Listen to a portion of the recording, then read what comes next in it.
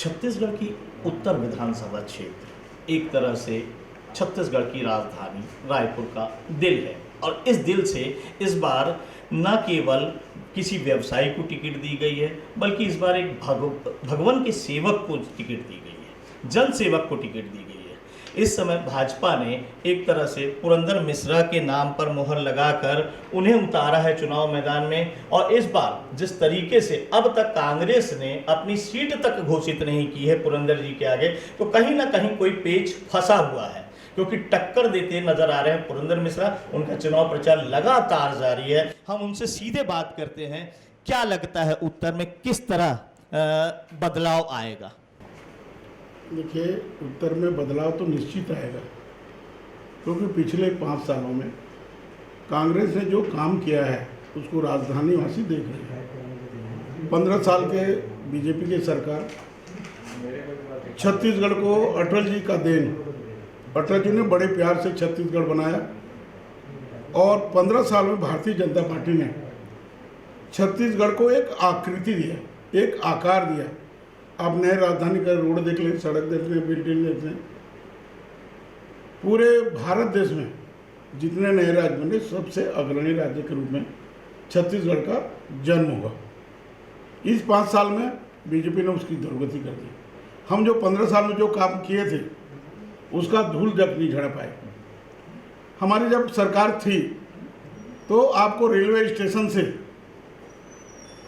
सत्तानी दरबार जाने के लिए केवल 15 मिनट लगता है, पहले घंटों लगता था। आपको मेडिकल कॉलेज मेकाहारा से जाने के लिए सत्तानी दरबार या एमएमआई जाने के लिए घंटों लगते थे, जाम लगता था, पर अभी 10 मिनट लगता है।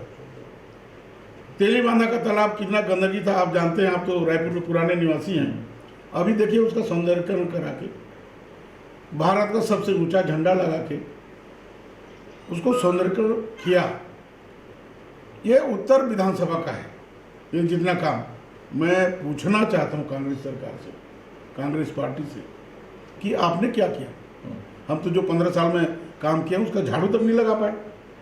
जहाँ देखो गड्ढापुर, जहाँ देखो चाकूपुर, जहाँ देखो बदलापुर, जहाँ देखो रेत माफिया, जहाँ देखो कोयला माफिया, केवल माफिया का सरकार है।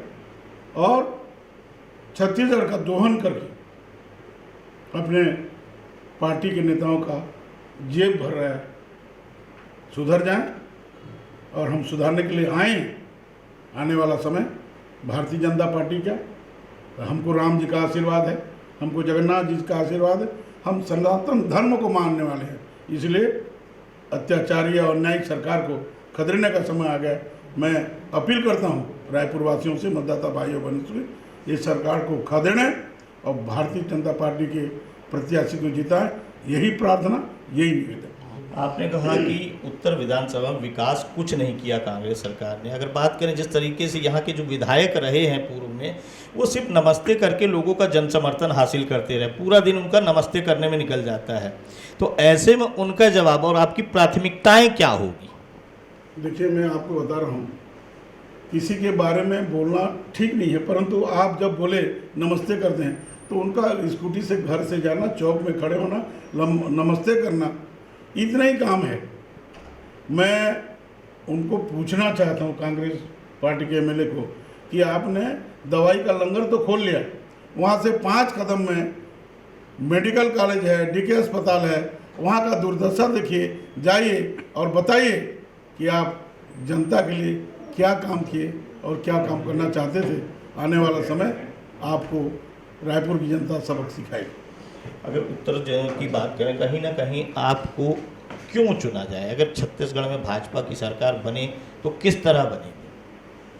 मेरे को चुना जाए इसलिए तो टिकट मिला है, और क्यों नहीं चुना जाएगा? मैं 43